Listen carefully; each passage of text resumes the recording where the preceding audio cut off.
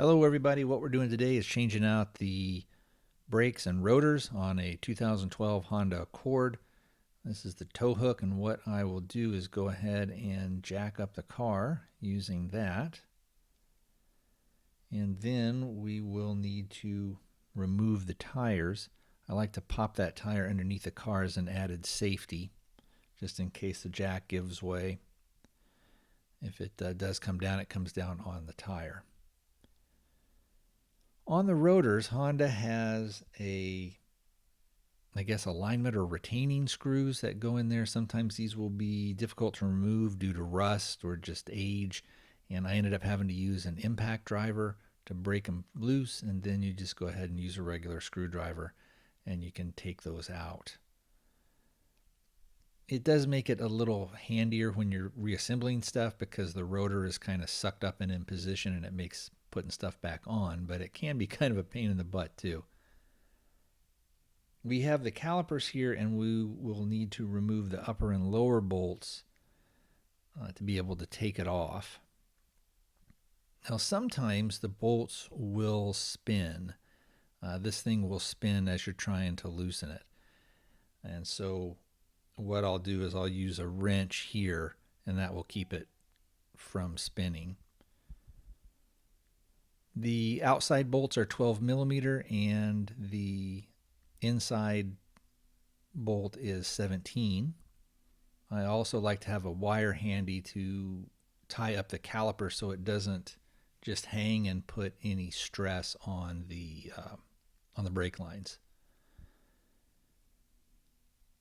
Sometimes these can be a little bit difficult to break free, but I found that generally they break free pretty easy. And here you see me taking that 17 millimeter wrench, and then I'll just use that and get a little bit of leverage on there, and they break right loose. So once loose, what we will do is we will remove the caliper, and then we'll tie it up and try and get it somewhat out of the way. You are dealing with a little bit cramped space somewhat. It's a restricted space, I guess, especially since you're not taking any of the main lines off.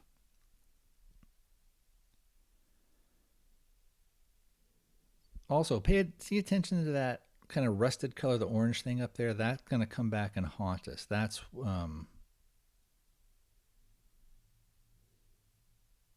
gave me some difficulty with trying to get the caliper bracket off. So here you should be able to just pop out your old pads.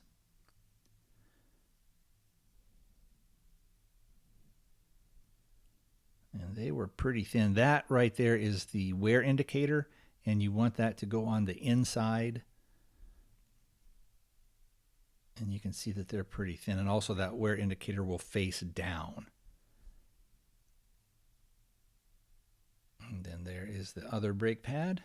I mean, it has a tiny bit of meat, not much. They were pretty much on their last legs. So now we'll go ahead and take these off. And like I said before, these are 17 millimeter. And as you're going to see here, I had a devil of a time getting these things off. These things were on pretty good. I don't know that they've necessarily ever been off. I'm sure the pads have been changed before. Now remember, I pointed out that bolt. Of course, the caliper's in the way and you can't see it, but that bolt won't let me, that's up there, won't let me put that socket in. So I'll just use the old 17 millimeter wrench here, and I will struggle and struggle to get that thing off. And what I ended up doing was having to bring out the condenser. Sometimes if you have maybe a piece of pipe and you've got the room, you can put that on there and that can give you added leverage. I did not have that, and so what I needed to do was get out the sledgehammer. I got like a little 4-pound sledge, and then you just give it some love taps. And the reason the camera is shaking so much is I had actually put it, had it clamped. You can see the clamp there on the part of the screen to be able to get a good view. And when I hit it with the hammer, it would cause that camera to shake. So hopefully it's not too bad.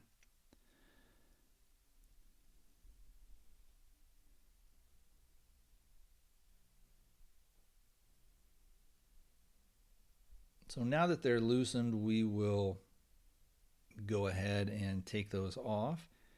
And once the bracket bolts are out, the bracket should come off pretty much no problem.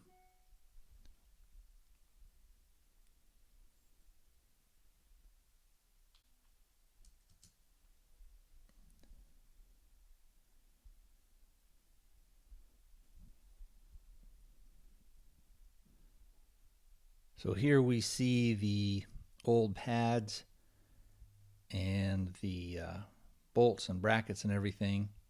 And I'll give this a good cleaning here. And then you can also see the old slides. Those will need to come out and you'll replace those with new ones.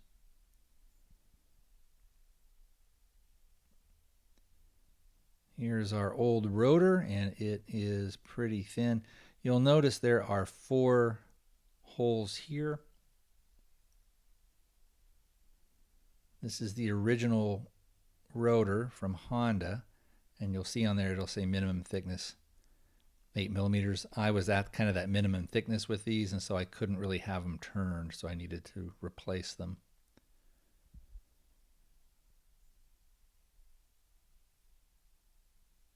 The countersunk holes here are what your retaining / alignment screws go into. And then these holes here and here are if your rotor was rusted onto that hub, you can take a bolt and drive that in, and it'll force the rotor off. So if it's kind of rust welded on there, it'll pop it off.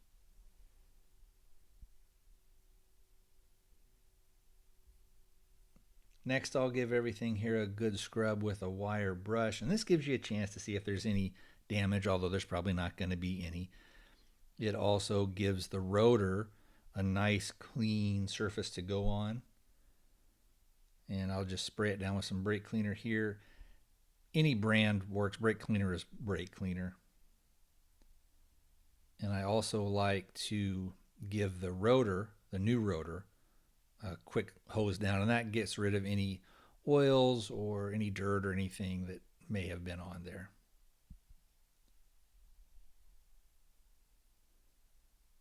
These are the new inserts that come, and that's what your pads kind of slide in and out on. And they should just pop right in. Just make sure everything is pushed down. Sometimes it can be a little finicky, but that's how they should look once that they're on. You have, again, a top and a bottom. This part here, I needed to use a screwdriver, and I needed to push that in just to make sure it seated all the way. And so you just want to make sure that nothing's loose and that everything is in there good and tight. So we'll put the new rotor on. We'll make sure to use the countersunk holes to line everything up, and we'll get those retainer / alignment bolts. I don't even know if that's the right name for it. I did put a tiny bit, and I mean a tiny bit, of anti-seize on there to help future me out if I ever have to take these things off. But with that anti-seize, I tell you, put just the tiniest bit on there. A little bit goes a long way. So this is a little washer, and it goes in between where the your caliper bracket bolts onto the, and I'm not sure what this assembly here is called, but that washer goes in, and it's got these little prongs, and you just make sure that those prongs go inside that hole and they fit on there. And I'm sorry for the shaky cam, but I was trying to do the camera with one. So here it is when it's in. Sometimes what can happen when you are bolting this thing back on,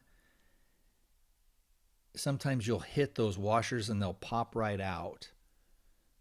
So you just want to take your time and be careful with it and make sure that they are in place. And then you're basically just putting the bolts back in and screwing the bracket on. So here we have our bolt, and you can see that washer that's there going through. So just make sure that those washers don't get knocked off. So now is going to be time to put the pads back in. And this is the one with the wear indicator. And again, that goes on the inside. And with that wear indicator facing down. It's also a good idea on those slides to put a little bit of lubrication on there. You don't need a lot. So just like right in there and there on those slides, you can put just a tiniest bit. And that can help them to slide back and forth. It also can maybe reduce some maybe sounds or squeaks or something that you might hear. And sometimes those things can get not stuck, but they kind of have to wear in. So here are the pads in, and again, that's on the inserts, and that's where they'll slide in and out. And there's our wear indicator on the inside and facing down. Next, we're going to need to put this caliper back on. Now, unfortunately, due to a filming mishap, some footage was not recorded, and the filming mishap was me not pressing record. So I have some old footage of a previous brake job on a Lexus that we have, and I can show you sort of what the piston looks sticking out. And then we'll also then go kind of to the whiteboard, and I'll do a little bit of an explanation. I'm having a little bit of difficulty here. So this is, again, that old car that I had, the old Lexus. And you can see that piston is sticking out, and that needs to be compressed. So this is a rather crude drawing of what's going on with the piston and your calipers. When you take the old ones off, of course, they're worn down, and your new ones are going to have quite a bit more material on them. And if you don't compress the piston, the combination of the two brake pads with the new material is going to make it too wide. So you have to compress that piston and get it to where it's flush in the caliper. So in order to compress that piston, especially on the Hondas, you're going to need a special tool. And this can be borrowed from most auto parts store for free. The way it works is you put a deposit down, and when you bring it back, you're refunded the full amount. When you're compressing the piston, it will need to spin to compress. And when I was doing it, there was actually quite a bit of resistance. So this is a random pic that I found on the internet of how it goes on.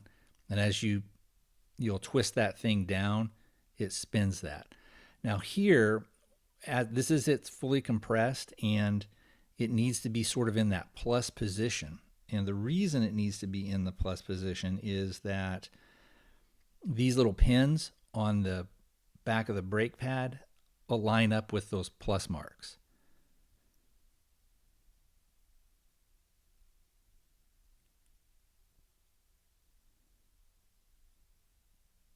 And you can see those little springs popped off while I was trying to put the caliper back on.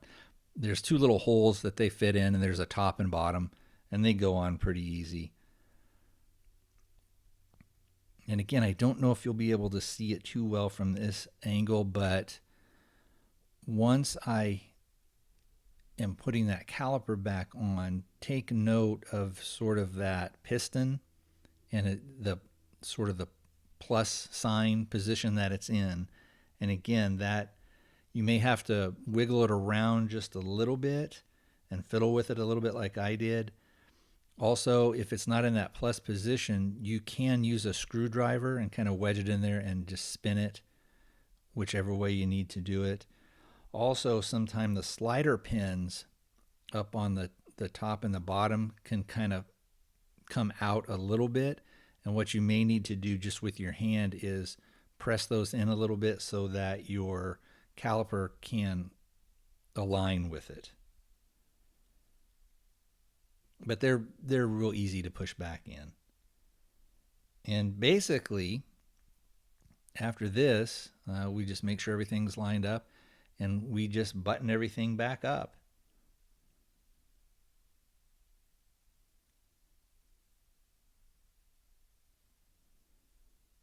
And I don't know exactly what the foot pounds are over the 900 years that I've been doing brake jobs and stuff at home. Just make sure they're on good and tight. You don't have to over tighten them. And here I'm just giving them a really good snug. I've never had any of them come loose. I didn't film the other side on, and these are the rear wheels, by the way. I didn't film those because it's basically the same. And I also didn't really film doing the fronts because you're pretty much doing the exact same thing that we just saw here on each wheel.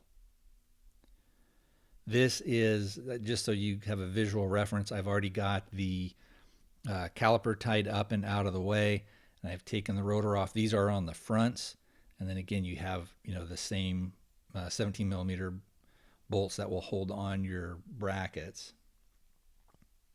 And there's a couple of differences. On your fronts, you don't have any retaining screws, and then also your piston you can compress with just a C-clamp. They don't need to be spun, and you don't have to have a special tool. What you do need to do, though, and this is from some old footage too, because I didn't film me bleeding the brakes, you will need to bleed the brakes. And I do have this kind of homemade contraption where you can get a hose, put it into an old bottle, drill the cap, stick the hose down in there with some brake fluid in there. And then you'll get into the car by yourself, and you'll be able to actually look and see. And as you pump the brakes, it will force the fluid that's in your master cylinder that you've opened and you've poured a little bit of extra in, and you can get any air bubbles or anything out. And after that, you'll just sort of, once you're satisfied with it, you'll be able to tighten up your bleeder screw and put your tires back on.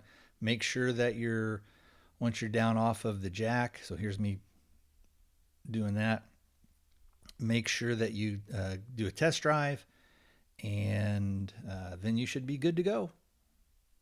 All right, that is it. Thanks for watching. If you have any questions, leave them down in the comments, and I will get back with you as soon as I can.